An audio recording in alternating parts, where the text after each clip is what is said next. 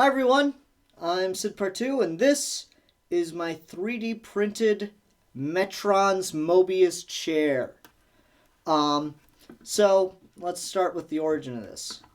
I wanted to get a Metron figure, and this is, as you will see, a Metron figure. But I found out that there's only one Metron figure that comes with a chair. Now here's the thing about that. That's fucked up. That's like selling a Superman without a cape. It's not right. Okay, every time you see Metron in the comics, motherfucking chair. So, I decided to make one. Because the only one that came with it was like $70, and it wasn't even that big, and so I was like, fuck that. So, my local library has 3D printers that you can use for $1 an hour. And so I, being a 3D modeler, got into my 3D editing program Maya, and I modeled myself a Metron chair and took it to the library and had it printed. It took about 17 hours to print, so the thing cost $17. The figure cost $8 because this version of the figure you can only get the figure, and he was at my local comic book store for $8 and you don't have to spend shipping on him. And so there we are. Now, obviously, it's not complete yet. I still need to paint it and do some stuff. There's a little bit of issues here and there with it, but we're just not going to worry about that right yet. I just wanted to show him off a little bit, or show the chair off a little bit. I'm going to remove Metron just so you can see a little bit better the details of the chair.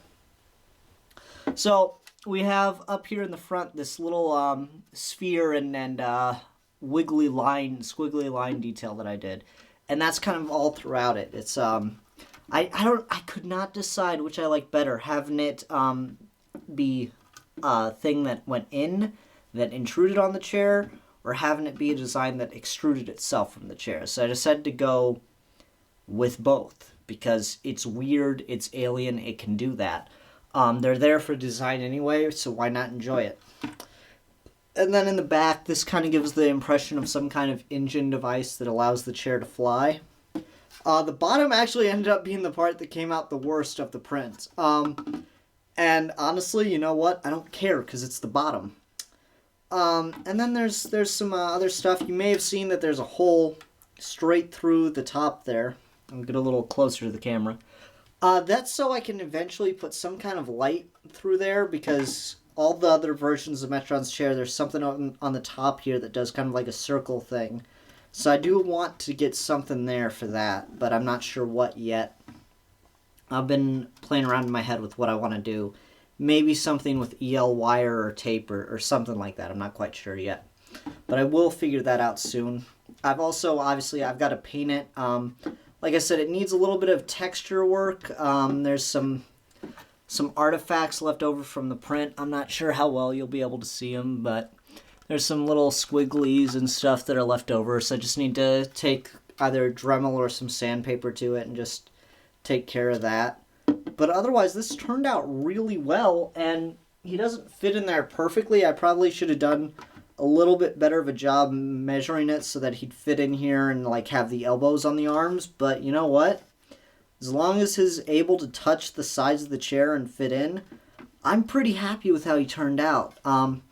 This thing's really cool. It's going to look amazing once I get it finished and painted and put on my shelf. I'll make another video whenever I do that and get it all finished out. But yeah, I just wanted to show this off. So, 3D printing. $17, 3D printed a Metron chair. And it's really stable too. Like, everyone talks about 3D printing like it's, going to fall apart instantly. I'm really putting a lot of pressure on it right now and not anything. Nothing. So yeah, that's really cool. It's a solid block of plastic, basically. Very, very happy with this. So thanks everyone for watching. I'll definitely be posting more videos once I've got it more finished up.